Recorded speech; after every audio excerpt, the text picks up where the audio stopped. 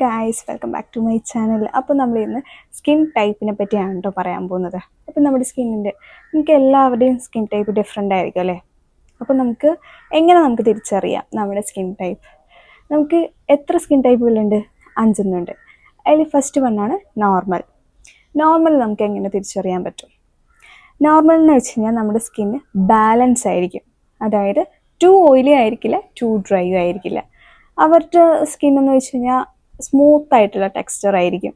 അതുപോലെ തന്നെ പോൾസ് ഒക്കെ ആണെന്നുണ്ടെങ്കിൽ ഭയങ്കര ചെറുതായിരിക്കും പോൾസ് ഈ ഒരു ഏരിയയിലൊക്കെ. അതുകൂടാതെ തന്നെ ഹെൽത്തി ഗ്ലോ ആയിരിക്കും അവരുടെ സ്കിന്ന് കാണാൻ പറ്റുക. അപ്പോൾ അവരുടെ സ്കിൻ എന്ന് വെച്ച് കഴിഞ്ഞാൽ കുരുകളോ പാടുകളോ അങ്ങനെ റെയർ ആയിരിക്കും, വരുന്നത് തന്നെ ഭയങ്കര റെയർ ആയിരിക്കും. നല്ലൊരു സ്കിൻ ടൈപ്പാണ് നോർമൽ സ്കിൻ ടൈപ്പ്.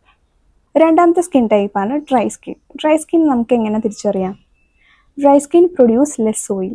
അതായത് സ്കിന്നിൽ ഓയിൽ കണ്ടൻറ്റ് തീരെ ഇല്ലാത്തൊരു സ്കിൻ ടൈപ്പാണ് ഡ്രൈ സ്കിൻ. നമുക്ക് എങ്ങനെ തിരിച്ചറിയാൻ പറ്റും?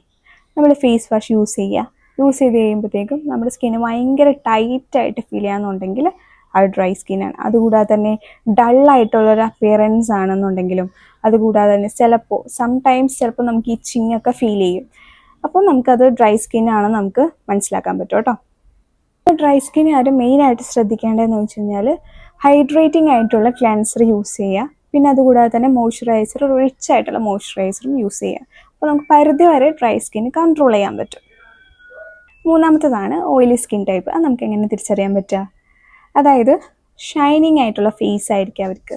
ഈ ഓയിൽ വന്നിട്ട് ഭയങ്കര ഷൈനിങ് ആയിരിക്കും. അതുകൂടാതെ തന്നെ നമുക്ക് വരുന്നതെന്ന് വെച്ച് കഴിഞ്ഞാൽ ലാർജ് ആയിട്ടുള്ള പോൾസ് ആയിരിക്കും അവർക്ക് വരുന്നത്. ഇവിടെയൊക്കെ ഭയങ്കര ലാർജ് ആയിട്ടുള്ള പോൾസ് ആയിരിക്കും. പിന്നെ ഫ്രീക്വൻ്റ് ആയിട്ട് ഇവർക്ക് ആക്നെയും പിമ്പിൾസൊക്കെ വരാനായിട്ട് ചാൻസ് കൂടുതലായിരിക്കും. പിന്നെ വരുന്നതെന്ന് വെച്ച് കഴിഞ്ഞാൽ മേക്കപ്പ് ഒക്കെ ചെയ്യുമ്പോഴത്തേക്കും ഇവരുടെ ഒരു 2-3 മണിക്കൂർ കഴിയുമ്പോഴത്തേക്കും ഭയങ്കര ഇങ്ങനെ മെൽറ്റ് ആയിക്കൊണ്ടേയിരിക്കും.